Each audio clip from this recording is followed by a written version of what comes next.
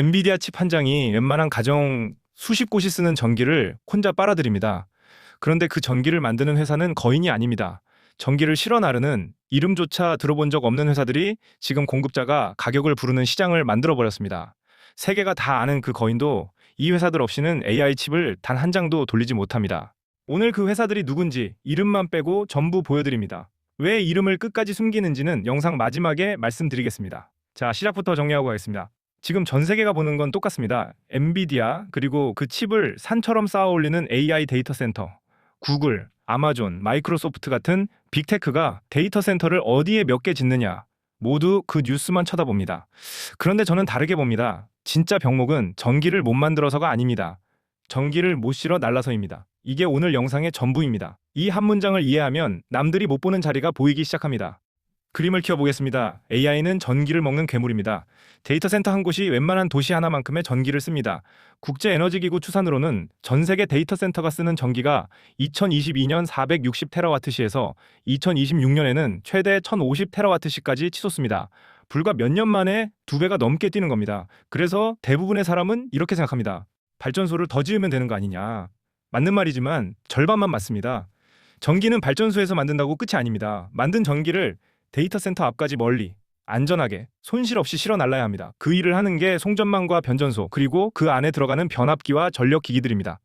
이게 없으면 발전소에서 아무리 전기를 만들어도 데이터 센터 앞까지 가지 못합니다. 강 건너에 그대로 발이 묶입니다.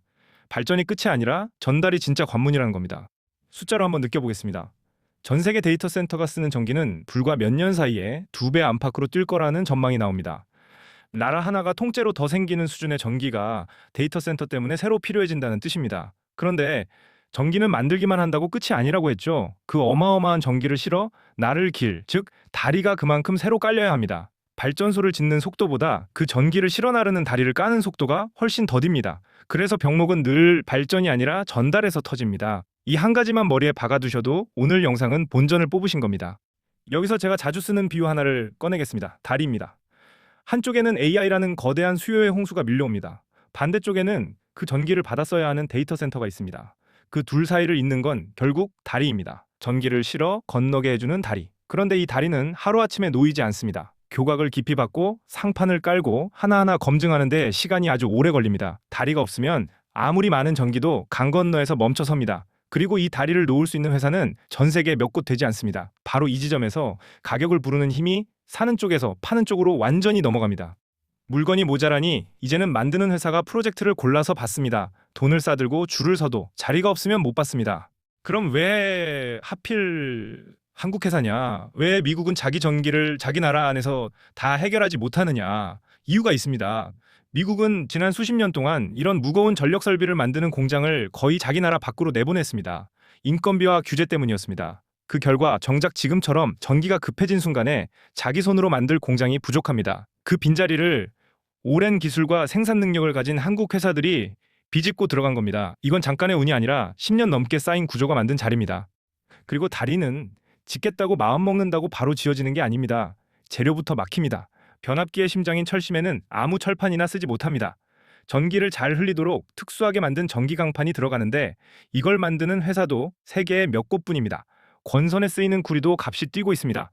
여기에 그 큰 변압기를 직접 조립하고 검사할 숙련된 기술자, 완성한 뒤 몇 달씩 시험하는 과정까지 필요합니다. 변압기 한 대가 무게는 수백 톤, 만드는데 1년이 훌쩍 넘게 걸리고 다 만들면 특수 차량으로 조심조심 실어 날라야 합니다. 그러니 한번 주문이 밀리면 돈이 있어도 순서가 와야 받습니다. 이게 바로 공급자가 가격을 부르게 되는 진짜 이유입니다. 이제 실제로 벌어지는 일을 뉴스로 보여드리겠습니다. 화면을 보시죠. 첫 번째 소식입니다. 한국의 한 전력기기 회사가 미국의 대형 전력회사로부터 수천억 원 규모의 초고압 변압기 공급 계약을 따냈습니다. 그것도 가장 높은 전압을 다루는 송전망의 심장 같은 제품입니다. 초고압이라는 말이 어렵게 들리실 텐데 쉽게 말하면 이렇습니다. 전기를 아주 멀리 보내려면 전압을 한껏 높여서 보내야 손실이 적습니다. 그 높은 전압을 견디는 변압기는 아무 회사나 못 만듭니다. 기술도 까다롭고 실패하면 큰 사고로 이어지기 때문에 검증된 회사만 납품할 수 있습니다. 그런 제품을 미국이 한국 회사에 맡긴 겁니다. 여기서 중요한 건 금액 자체가 아닙니다. 미국이 자기 나라 전력망의 핵심을 한국 회사에 맡긴다는 그 그림입니다. 두 번째 소식입니다. 증권가에서 전력기기를 두고 같은 진단이 반복됩니다. AI 데이터 센터가 전력 수요를 끌어올리면서 변압기뿐 아니라 그 옆에 붙는 차단기, 개폐 장치, 배전반까지 수요가 함께 늘어난다는 겁니다. 한 가지가 팔리면 그 주변 부품이 줄줄이 따라 팔리는 구조입니다. 그리고 이 흐름은 한두 해로 끝나는 게 아니라 앞으로 길게 이어진다는 평가가 나옵니다. 핵심은 시간차입니다.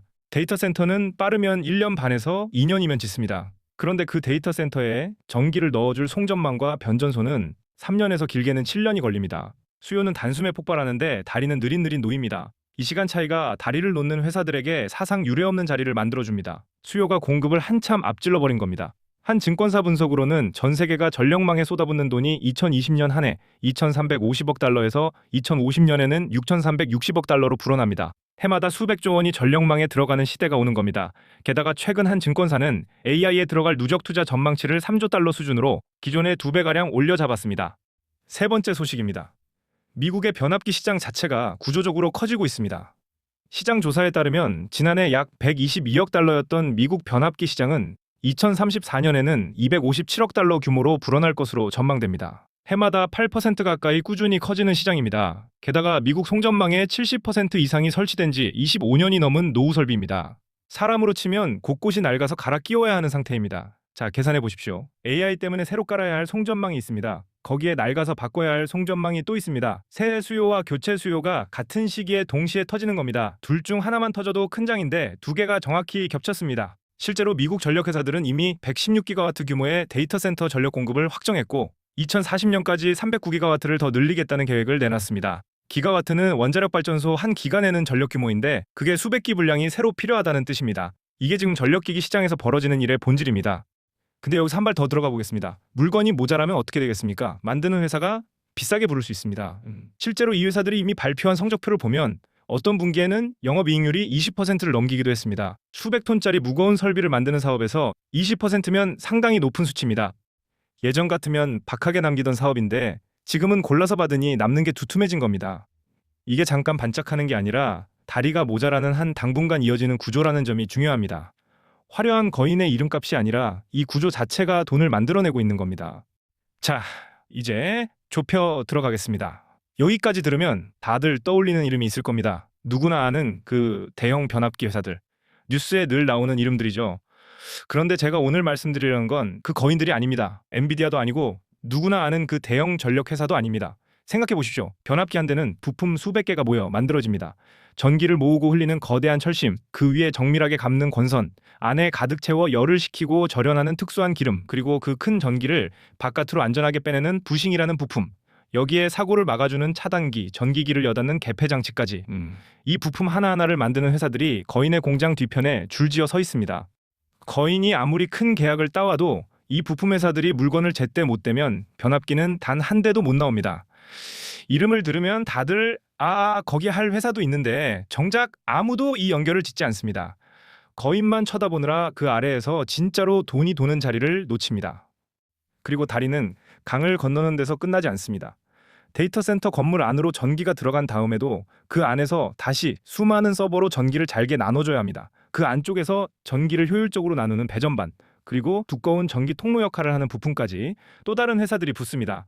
이 안쪽 설비는 송전망보다 만드는 기간이 짧아서 주문이 들어오면 비교적 빨리 실적으로 잡힙니다. 그러니까 다리 하나에도 층이 여러 개입니다. 강을 건너는 큰 다리에 붙는 회사가 있고 건물 안에서 전기를 나누는 자리에 붙는 회사가 따로 있습니다. 시장은 늘 가장 큰 다리만 보지만 진짜 기회는 이 여러 층 어딘가에 흩어져 있습니다. 거의 다 왔습니다. 단서를 조금 더 드리겠습니다. 이 회사들의 공통점은 거인의 매출이 늘면 거의 자동으로 일감이 늘어난다는 겁니다. 거인이 미국에서 수주를 한 건 따낼 때마다 그 안에 들어가는 부품 주문이 이 회사들로 흘러 들어갑니다.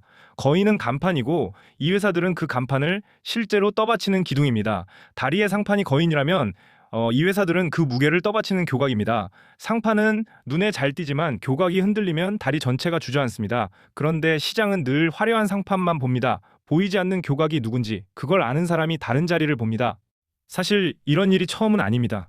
역사를 보면 모두가 화려한 완제품에 열광할 때 정작 그 완제품에 꼭 필요한 평범하고 지루한 부품이 모자라서 시장이 뒤집힌 적이 여러 번 있었습니다. 반도체가 그랬고 배터리 소재가 그랬습니다. 다들 간판에서만 볼 때 그 아래 병목을 먼저 알아본 사람들이 조용히 다른 그림을 그렸습니다. 지금 전기를 실어 나르는 이 다리가 꼭 그런 자리에 와 있습니다. 조금 더 구체적으로 가보겠습니다. 변압기 안에는 그 큰 전기를 바깥으로 안전하게 빼내는 부싱이라는 부품이 있습니다. 손바닥만한 비중처럼 보여도 이게 고장나면 수백 톤짜리 변압기 전체가 멈춥니다. 안을 가득 채우는 특수한 절연유도 마찬가지입니다. 평범해 보이지만 이게 없으면 변압기는 작동하지 않습니다. 바로 이런 부품을 전문으로 만드는 회사들이 있습니다. 거인은 변압기 한 대를 팔지만 이 회사는 그 변압기 한 대마다 자기 부품을 꼬박꼬박 끼워 넣습니다. 거인이 미국에서 수주를 늘릴수록 이 부품 회사의 주문도 같이 늘어납니다. 화려하지 않지만 끊기지 않는 일감. 저는 이런 자리를 좋아합니다. 여기에 한 가지 구조를 더 말씀드리겠습니다. 이런 부품 회사들은 대개 규모가 크지 않습니다. 그래서 거인의 주문이 갑자기 2배로 늘어나면 작은 공장이 한순간에 꽉 차버립니다. 일감이 넘치면 가격을 올려받을 수 있고 공장은 쉬지 않고 돌아갑니다. 규모가 작은 만큼 일감이 늘 때 이익이 더 크게 출렁일 수 있는 구조입니다. 물론 이건 반대로도 작용합니다. 주문이 빠지면 더 크게 흔들립니다. 그래서 좋을 때만큼 위험할 때도 같이 봐야 한다는 겁니다. 어쨌든 지금처럼 다리가 모자라는 국면에서는 이 작은 교각들이 거인보다 더 바쁘게 돌아갈 수 있습니다. 그리고 흥미로운 점이 있습니다. 이 회사들 중에는 이름을 들으면 다들 그 회사 할 만큼 익숙한 곳도 섞여 있습니다. 그런데 정작 그 회사가 이 전력 부품을 만든다는 사실은 의외로 아는 사람이 드뭅니다. 다들 그 회사를 다른 사업으로만 기억하고 있기 때문입니다. 바로 이게 궁금증 갭입니다. 이름은 익숙한데 이 연결만큼은 아무도 안 짓고 있는 겁니다. 그 연결을 짓는 순간 보이지 않던 자리가 보입니다. 하나만 더 짚고 가겠습니다. 지금 이 시장에서는 만드는 회사가 아무 주문이나 다 받지 않습니다. 수익이 좋은 프로젝트를 골라서 받습니다. 사겠다는 사람은 줄을 섰는데 만들 자리는 한정돼 있으니 회사가 손님을 고르는 겁니다. 시장에서 이보다 더 강력한 위치는 없습니다. 그런데도 이 아래 부품 회사들이 잘 안 알려진 이유는 간단합니다. 다들 간판인 거인 이름만 검색하고 그 거인을 누가 떠받치는지까지는 안 내려가기 때문입니다. 바로 그 한 칸을 더 내려가는 게 오늘 영상의 핵심입니다. 여기서 잠깐 끝까지 보시는 분들을 위해 문제를 하나 내겠습니다. 데이터 센터 한 곳, 그 거대한 한 곳에 전기를 넣어주려면 초고압 변압기가 몇 대나 필요할까요? 한 번, 한두 대면 충분하다. 2번, 수십 대가 필요하다. 3번, 수백 대까지도 필요하다. 정답은 영상 뒤에서 공개하겠습니다. 미리 한 가지만 말씀드리면 답을 듣고 나면 이게 한 회사로 끝날 시장이 아니구나 하는 게 바로 느껴지실 겁니다. 그리고 한 가지 더 말씀드리겠습니다. 지금 제가 설명한 그 부품 회사들의 실제 이름과 왜 그 회사들을 주목하는지, 그리고 반드시 알아야 할 위험, 상승 시나리오, 조정 시나리오, 행보 시나리오까지 무료 리포트에 정리해뒀습니다. 영상 끝에 받는 방법을 알려드리겠습니다. 일단 흐름을 계속 보시죠. 그럼 왜 하필 지금이냐? 이게 중요합니다. 3가지가 같은 시기에 겹쳤기 때문입니다. 첫째, AI가 한꺼번에 전기 수요를 끌어올렸습니다. 둘째, 미국 전력망이 마침 낡아서 대대적으로 갈아야 할 시점에 왔습니다. 셋째, 미국이 중요한 물건은 가까운 동맹국에서 받겠다며 공급망을 다시 짜고 있습니다. 이 셋 중 하나만 있어도 큰일인데 셋이 동시에 터졌습니다. 그래서 지금이 평범한 호황이 아니라 한 세대에 한 번 올까 말까 한 구조적 전환이라는 이야기가 나오는 겁니다. 이게 얼마나 현실적인 문제인지 장면 하나로 말씀드리겠습니다. 미국 어딘가에서는 데이터 센터 건물은 다 지어놓고도 전기를 못 끌어와 불이 꺼진 채 서 있는 경우가 생깁니다. 수조 원을 들여 건물과 서버는 준비했는데 정작 그 전기를 받아줄 변압기가 몇 년째 줄을 서야 오는 겁니다. 칩도 있고 건물도 있는데 다리가 없어서 못 돌립니다. 이런 상황이니 변압기 한 대를 더 빨리 받을 수만 있다면 빅테크는 웃돈을 얹어서라도 받으려 합니다. 만드는 회사 입장에서는 줄 서 있는 주문이 산더미인 겁니다. 그리고 전기를 아주 멀리, 아주 효율적으로 보내는 또 다른 기술이 있습니다. 직류로 바꿔서 장거리로 보내는 방식인데 바다 밑으로 케이블을 깔거나 먼 발전단지에서 도시까지 전기를 끌어올 때 씁니다. 이 분야 역시 세계에서 할 수 있는 회사가 손에 꼽힙니다. 송전망 이야기가 나오면 변압기만 떠올리기 쉽지만 이렇게 전선과 케이블, 장거리 송전 기술까지 같이 봐야 전체 그림이 보입니다. 다리에도 종류가 여럿이고 각 다리마다 그걸 놓는 전문 회사가 따로 있는 셈입니다. 여기서 뉴스 읽는 법을 하나 알려드리겠습니다. 앞으로 전력기기 관련 뉴스를 보실 때 딱 3단어만 찾으세요. 수주장고, 북미, 그리고 초고압. 이 3단어가 같이 나오는 회사라면 지금 이 거대한 흐름의 한복판에 서 있다는 뜻입니다. 반대로 화려한 수식어만 잔뜩이고 이 3단어가 안 보이면 한 번 더 의심해봐야 합니다. 이렇게 보는 눈만 가져도 남들이 제목에 휘둘릴 때 여러분은 알맹이를 봅니다. 이게 제가 영상마다 이름은 빼더라도 보는 법은 아낌없이 다 드리는 이유입니다. 다시 한번 짚겠습니다. 거인은 모두가 봅니다. 하지만 그 거인의 변압기 한 대를 완성시키는 부품 회사, 그 안쪽에서 전기를 나누는 회사, 멀리 실어 나르는 케이블 회사, 이 층층의 자리들은 대부분 가려져 있습니다. 그리고 이 자리들은 거인이 잘 될수록 같이 잘 되는 구조입니다. 거인과 운명을 같이 하면서도 아직 사람들의 눈에 덜 띈 자리, 제가 보는 건 바로 거기입니다. 이제 균형을 잡겠습니다. 좋은 이야기만 하면 그건 광고지 분석이 아닙니다. 그 전에 한마디만 드리겠습니다. 엔비디아 이름은 다 아는데 그 아래 전력 부품 회사로 내려가면 막막한 분들 많으실 겁니다. 뉴스 보고 이거다 싶어 뒤늦게 들어갔다가 물려보신 분들도 계실 겁니다. 그 마음 압니다.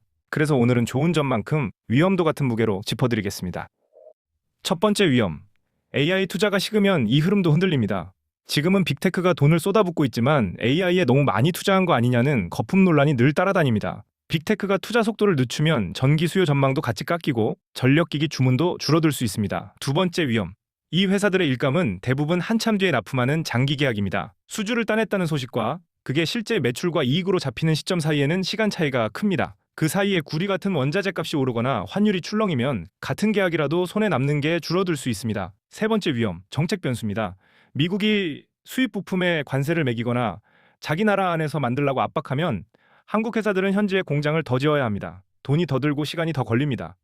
네 번째 위험, 이장이 좋다는 걸 이제 모두가 압니다. 그래서 경쟁이 점점 치열해지고 새로 뛰어드는 회사도 늘어납니다. 지금의 공급자가 가격을 부르는 좋은 시절이 영원하지는 않을 수 있습니다. 그리고 주가는 이미 이 좋은 그림을 상당 부분 반영해 두었을 수도 있습니다. 이 위험들을 모르고 들어가면 좋은 자리에서도 다칠 수 있습니다.